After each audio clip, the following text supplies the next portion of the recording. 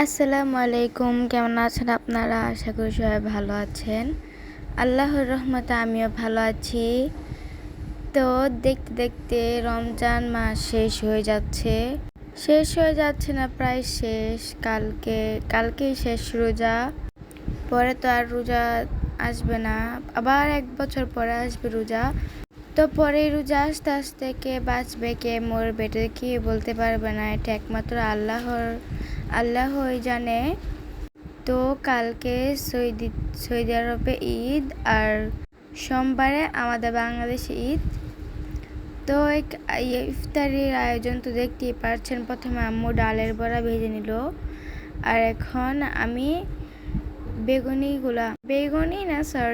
আলুর চপগুলা ভেজে নিব।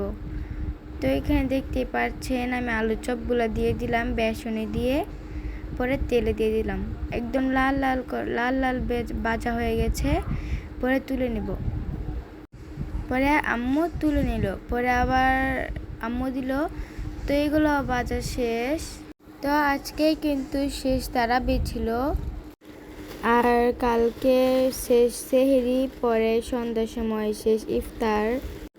পরে তো এটা আবার আমরা নাও পেতে পারি। তো সবাইকে জানাই অগ্রিম ঈদ মুবারক। সবার ঈদ যাতে আনন্দে কাটে, খুশিতে কাটে, আল্লাহর কাছে এটাই দোয়া করি। আর আমার জন্য দোয়া করবেন যাতে আমরা ভালোভাবে ঈদ কাটাতে পারি। তো আজকে 2-3 দিন পরে আমি ভিডিও ছাড়লাম। তো আমার ভিডিওটি যদি ভালো লাগে আমার চ্যানেলটা সাবস্ক্রাইব করে আমার পাশে থাকবেন, আর লাইক কমেন্ট শেয়ার করতে ভুলবেন না। তো দেখতেই পাচ্ছেন আমাদের ইফতারের আয়োজন। এখানে আম্মু সব কিছু বানিয়েছে, আর শরবত বানিয়ে রাখছি এখানে আমি।